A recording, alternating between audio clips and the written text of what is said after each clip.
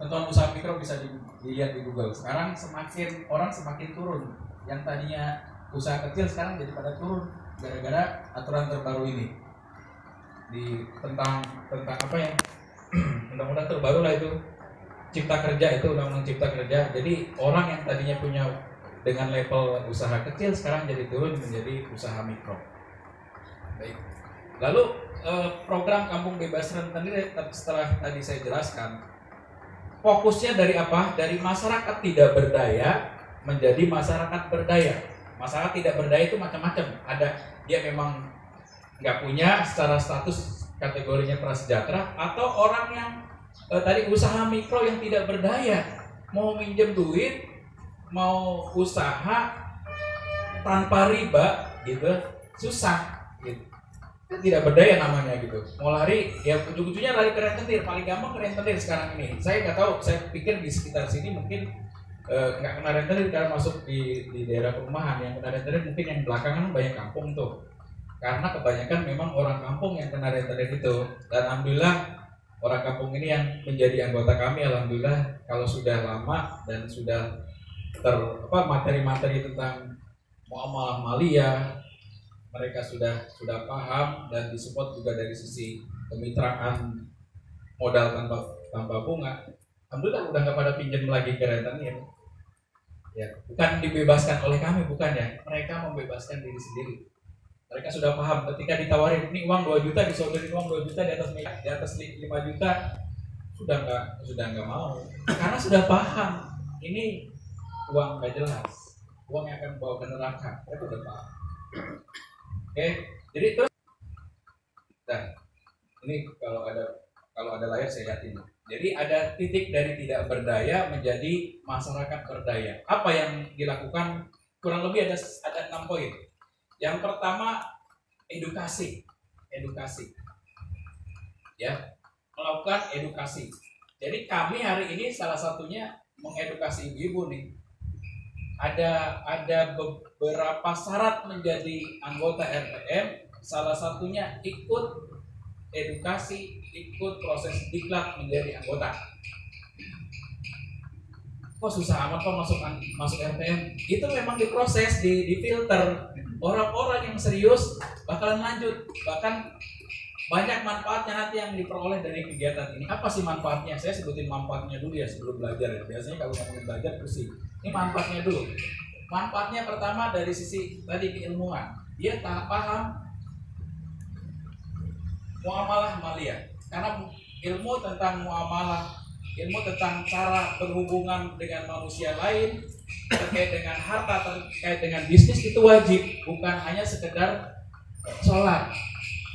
Ya, di Islam itu kan ajaran pokoknya ada 3, akidah, syariat, akhlak. Di syariat ini yang selama ini kita pelajari apa Bu? Cara belajar sholat, cara belajar berwudu, cara belajar ilmu berpuasa, ilmu zakat, ilmu haji itu ada, itu sering dapat. Tetapi coba bayangin, ada nggak di dalamnya ilmu muamalah maliyah? Padahal itu wajib, ilmu wajib yang harus kita pelajari, tapi jarang ya Pak. Jarang atau jarang di tempat yang lain mungkin nggak ada. Kalau di sini mungkin sudah ada, tapi di tempat-tempat yang lain nggak diajari. Padahal itu wajib, ya. Ilmu yang wajib diketahui oleh kita. Jangan-jangan kita selama ini berdagang nggak pakai cara syariah, nggak pakai cara Islam, bukan ngomongin riba dong dagang itu. Kan selama ini kalau riba haram, padahal di perdagangan itu bukan sekedar riba. Ada goror, ada tadlis, ada macam-macam itu yang harus kita hindari.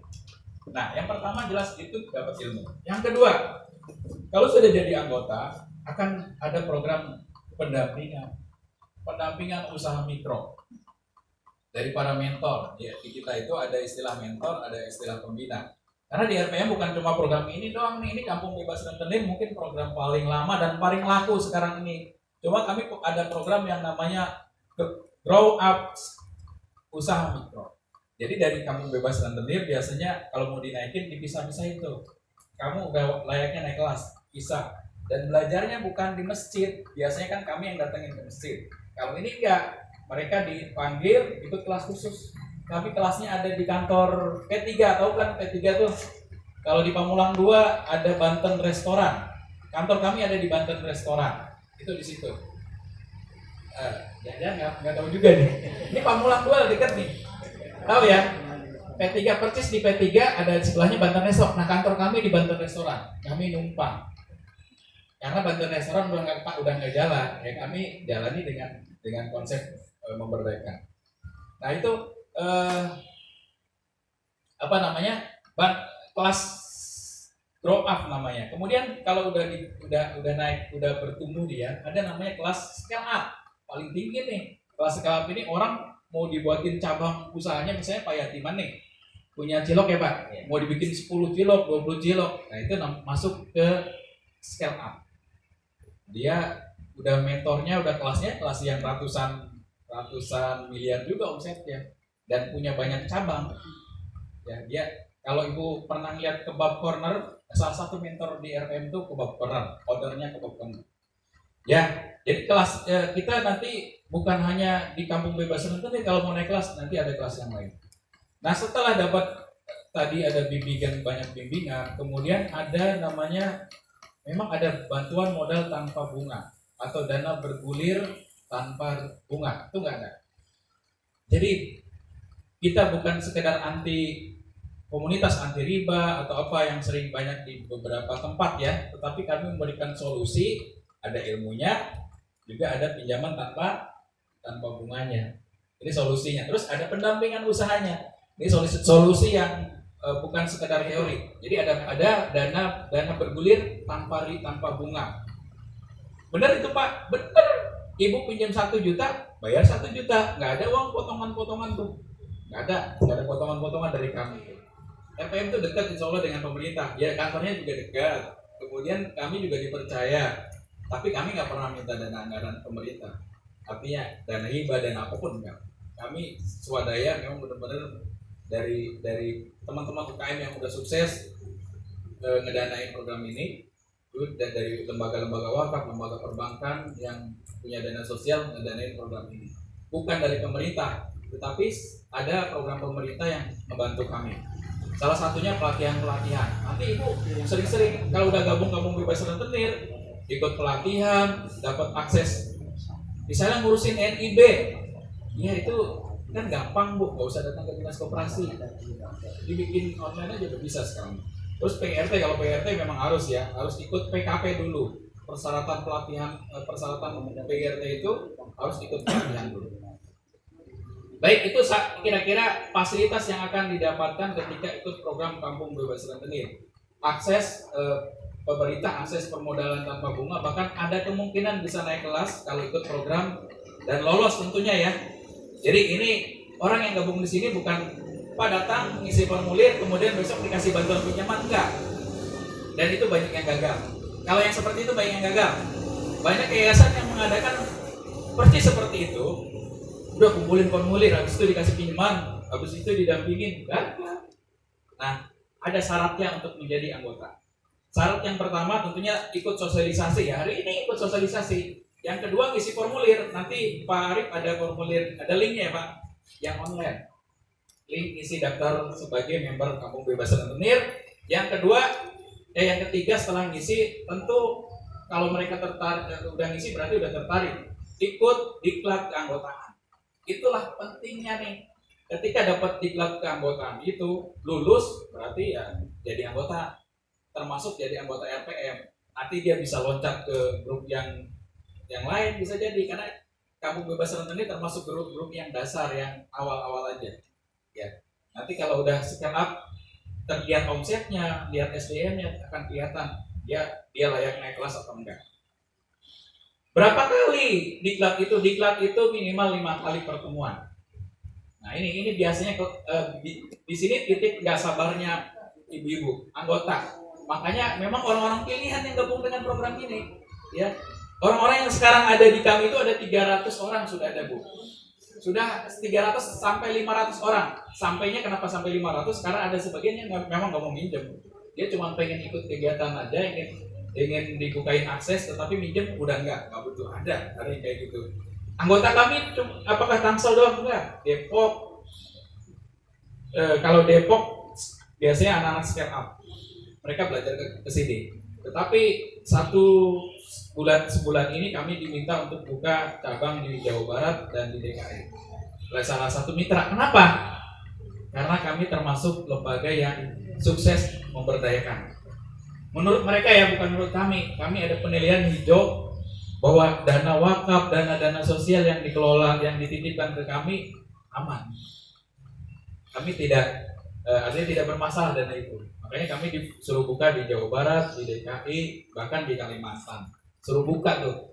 Ya, tapi karena tim kami kemampuannya hanya di Jawa Barat dan di DKI, insya Allah kami buka. Kalau Kalimantan belum. Mungkin kalau ibu kota negara sudah ke sana ya. Kalau jadi. Jadi. Itu Bu fasilitasnya ya. Oke. Oke. Jadi urutannya setelah ikut 5 kali baru anggap lolos. Nah, setelah lolos, akhirnya yang tadi saya sebutin, fasilitas akan berangsur-angsur dapat. Apalagi kalau nanti masuk kategori keluarga ultramikro ya. Keluarga yang prasejahtera itu biasanya di luar fasilitas yang tadi ada namanya bantuan sosial, sering ada program Jumat Berkah di antara kami UKM kan biasanya mereka ngumpulin di antara mereka kemudian berbagi buat keluarga prasejahtera, Jumat Berkah namanya, atau nanti bisa jadi ada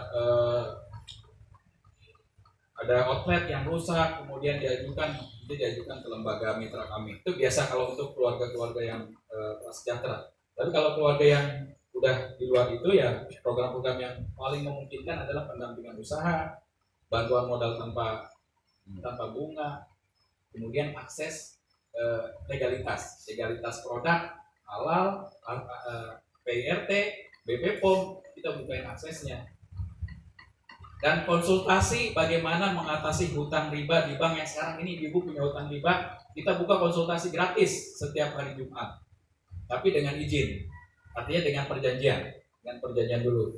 Pak, saya punya hutang 300 juta, pengen selesai nih urusan ribanya gimana? Kita punya teknisnya, gimana cara bayarnya, gimana itu. Bukan kami yang bayarin, tetapi ada metode khusus yang udah kami lakukan. Adik saya ini contoh, adik saya datang punya utang 400 juta, hitungan 3 bulan alhamdulillah kemarin. Ya, ilmunya 2, ilmu spiritual sama ilmu tentang nego dengan bank. Gimana nego dengan bank supaya bunganya nggak dibayar? Bisa Bu, pokoknya doang itu bisa. Ibu kalau nanya di sini nggak bakalan saya jawab. Itu khusus untuk lebih ke pribadi ya, nggak boleh terbuka umum karena ilmunya ilmu khusus.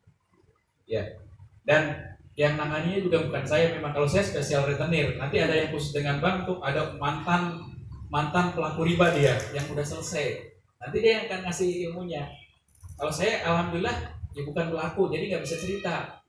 Saya bukan pelakunya, belum pernah punya hutang riba, dan insya Allah janganlah gitu ya. jangan nyobain. Tapi kalau debu riba mungkin kelewatan, sering debu riba itu bukan rekening bank kan otomatis ya. Awal-awal ketika kita buka persyaratan menjadi mitra ini pemerintah harus buka awal-awal itu. Kalau sekarang udah enggak, karena udah nggak ada lagi dana yang masuk, memang kita nggak pernah minta. Dulu ada dari kementerian masuk, ya mau nggak mau itu persyaratan ya. Oke, nah ini saya akan bacakan dan ini menjadi ini sendiri ya, di dalam biar merasakan ketika sudah di dalam grup Kampung Bebas Riba itu seperti apa sih Pak Hussein. Nah ini ibu-ibu yang ikutin saya ya, ini ada salah satu ikrar yang biasa dilakukan di setiap kelompok kami.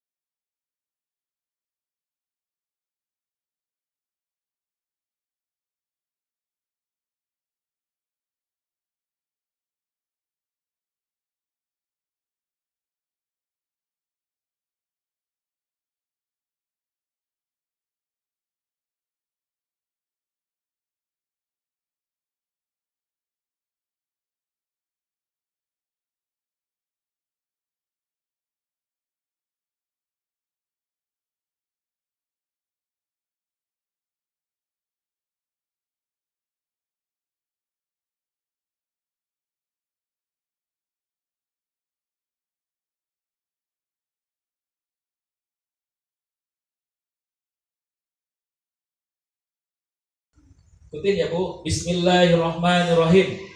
Ya, sebelumnya mohon maaf kalau ada bapak-bapak yang nggak saya sebut, karena memang setiap hari saya ketemunya ibu-ibu. saya tuh seminggu itu liburnya biasanya cuma hari Kamis, dan ketemunya memang ibu-ibu. Ada anggota laki-laki satu di Ciputat ya, di tempat yang lain rata-rata ibu-ibu. Nggak tahu kenapa ya Pak. Di sini juga ibu semua nih.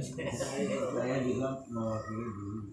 Iya, rata-rata saya. Makanya ketika saya sebutin ini, saya nggak sebutin bapak, kebiasaan saya itu, Pak. Baik, tadi udah kita ini ada ikrar yang biasa kami ucapkan setiap kegiatan, hampir setiap hari, itu wajib diucapkan gitu.